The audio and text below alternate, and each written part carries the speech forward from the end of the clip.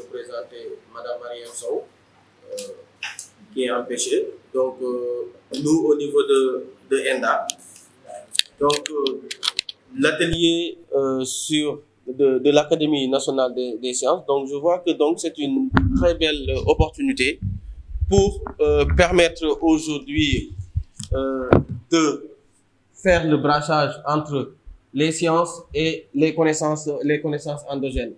Donc, en tout cas, nous, au niveau de ENDA, avec l'expérience que nous avons dans le cadre de notre projet Kassewa, où on s'est positionné comme étant une passerelle entre les scientifiques et le monde rural, donc avec les connaissances endogènes. Donc, ça nous a montré qu'aujourd'hui, si on veut aller vers cette souveraineté, donc quand on parle de souveraineté, on peut parler de souveraineté du point de l'alimentation, de la souveraineté du point de la médecine humaine, mais aussi de la médecine vétérinaire.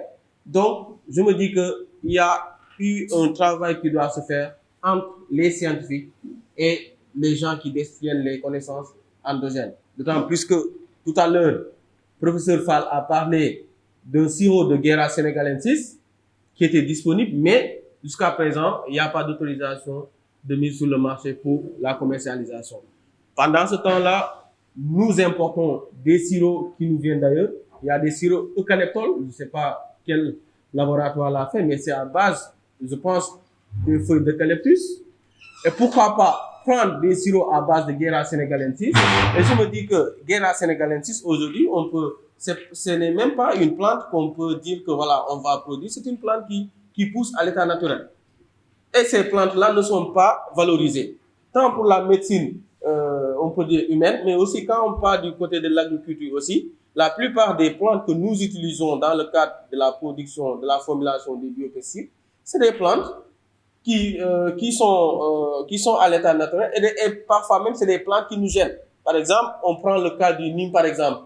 Le Nîmes qui est un excellent biopesticide, tant avec les huiles, parfois même en décoction avec les feuilles. C'est une plante qui aujourd'hui, quand la plante pousse dans une parcelle, les autres plantes ont des difficultés.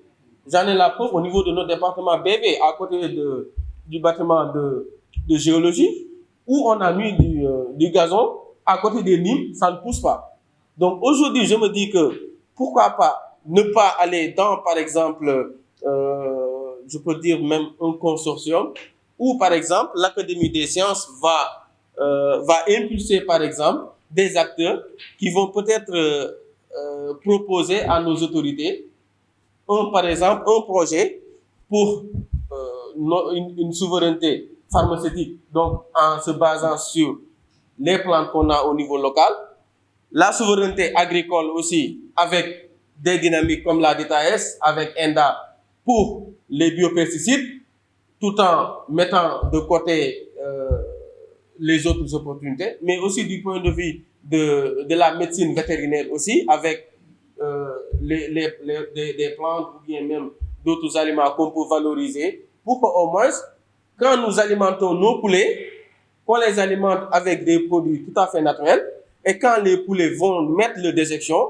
l'agriculteur, en faisant son compost, va prendre ce compost-là et l'amender au niveau du sol pour que, en fait, ce sol-là va donner à la plante-là, soit l'alicament, soit la plante qu'on va utiliser en médecine, des rendements, mais aussi des molécules qui sont efficaces. Parce qu'aujourd'hui, par exemple, si on produit ces plantes-là avec de l'engrais chimique ou bien des pesticides, on ne sait pas les conséquences que ça peut avoir au niveau de la molécule qu'on va utiliser pour fabriquer un médicament. Or, on dit qu'un aliment doit être un aliment. Mais si on se met dans cette logique d'utiliser que des pesticides pour produire, par exemple, des aliments qui sont censés nous soigner, est-ce que ces aliments qui étaient censés devenir des aliments peuvent être des aliments? Donc, c'est une point d'interrogation. Donc, moi, par rapport à tout ça, je demande au niveau de l'Académie des sciences, si par exemple, il y a une réflexion qui a été mise en place pour au moins confronter ces différents types de...